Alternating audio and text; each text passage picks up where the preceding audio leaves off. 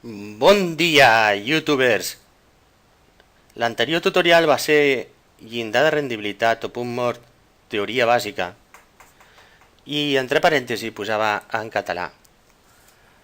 En aquest tutorial estudiarem el mateix, el llindar de rendibilitat, també anomenat punt mort, però en aquesta ocasió el que farem serà no una representació gràfica, com en l'anterior tutorial, sinó aritmètica. Farem anotacions de les diferents variables per plantejar una equació. Anem a veure quines són les anotacions que fa servir el Tribunal de les Proves d'Accés a la Universitat. Si fem una ullada veurem que són moltes variables i que semblen molt complicades. Ja van anar sortint en l'altre tutorial, i sembla per la seva presència que només gens mentalitats preclares com Albert Einstein, Max Planck, Niels Bohr, Madame Curie i sobretot la inigualable intel·ligència de Bugs Bunny són capaços d'entendre. Així que no us amoneu, jo us explicaré de mica en mica com entendreu. Us explicaré el truco de l'almendruco per entendre-ho, no patiu. Bé, a veure què és això tan difícil que se'ns planteja aquí, no? Amb tantes variables i coses estranyes, no? Doncs, mira, has de tenir present que en un període determinat una empresa lògicament ven, però té uns costos per produir o per comprar i poder vendre, esclar. Llavors el resultat de l'empresa en un període són els ingressos totals, que és aquesta notació que fa servir aquí, veus? Menys els costos totals, que és aquesta anotació d'aquí. Anem a veure què és cada cosa, no? Els ingressos totals en realitat no és més que aquests és el preu de venda unitari, d'acord? Aquesta P per la quantitat Q venuda, d'acord? Que serà exactament la mateixa quantitat produïda, vam quedar així en l'altre vídeo. El cost total, què és? El cost total és el cost fix més el cost variable. Anem a veure què és cada cosa. El cost fix vam quedar que era un cost independent de la producció. Si produïa molt o poc, l'empresa havia de pagar. Tenia aquest cost. I el cost variable depenia lògicament de la quantitat produïda, perquè hi havia un cost unitari variable, el cost de produir una unitat, que havies de multiplicar per la quantitat que havia produït. Aleshores, si mires per aquí, veuràs que hi ha un cost variable unitari, veieu, que ho representen així, cost total igual a cost fix més cost variable, i per dir que és unitari li posen un asterisc, d'acord? I per la quantitat que s'ha comprat o s'ha produït, d'acord? Per tant, ja tenim les dades necessàries per plantejar una equació. El resultat ens interessa que sigui benefici, lògicament. Doncs bé, posarem que el benefici és igual als ingressos menys ingressos totals.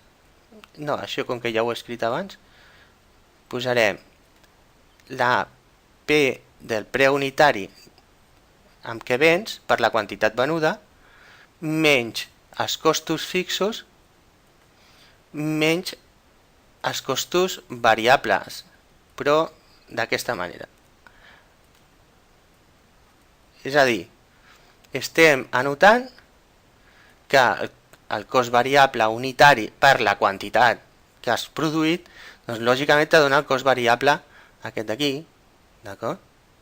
Si produeixes més, tindràs més cost. Aleshores, amb aquesta equació, creu-me, ja pots resoldre tots els problemes que se te plantegin. El primer problema és trobar quin és el llindar rendibilitat o punt mort, és a dir, quina és la quantitat, la quantitat que hem de produir per tal de que el benefici doncs, sigui 0. D'acord? Fem-ho.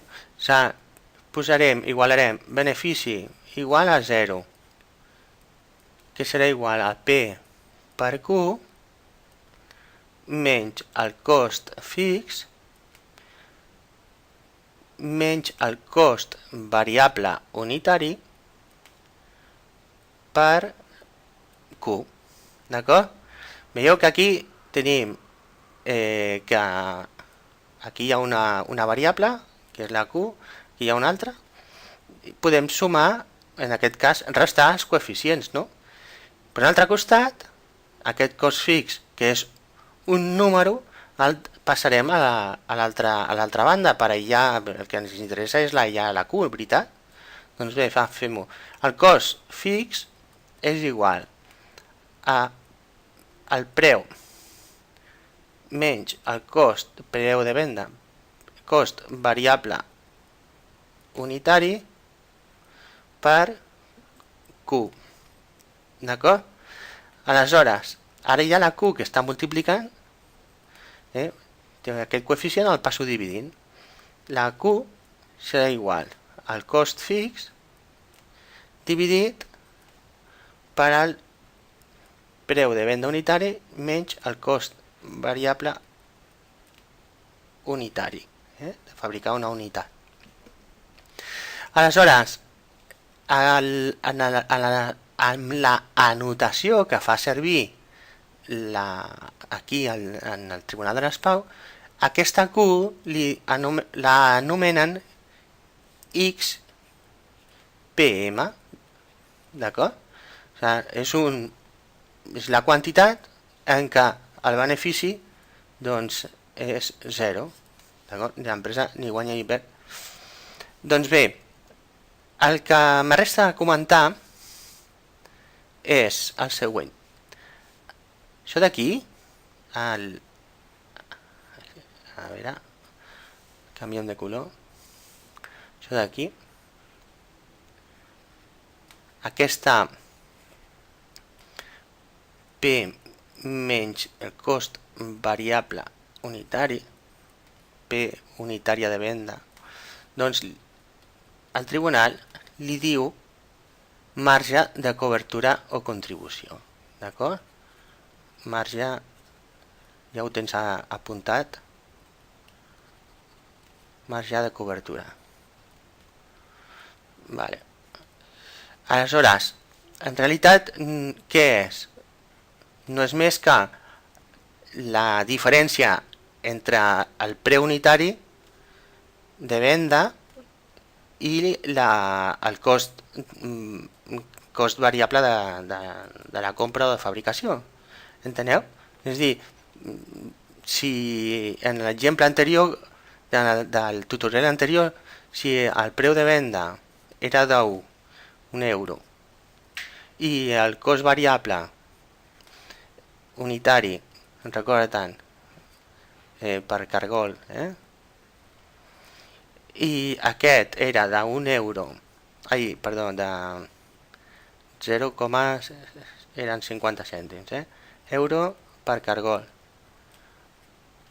Aleshores, el marge de cobertura no és més que la diferència, és 1 menys 0,50, serà doncs 0,50 euros per cargol. És a dir que per unitat guanyaríem això si no hi haguessin costos fixos, és clar, d'acord? Guanyaríem això, però el cas és que simplement és recordar-te'n de que aquest marge de cobertura no és més que la diferència entre el preu de venda menys el cost variable unitari de producció. Ja està. No hi ha més. Però no recorda tant perquè ja he sortit en algun examen de selectivitat. Si teniu dubtes, anoteu-los en els comentaris. I si t'ha agradat aquest tutorial, sisplau, dona-li un like.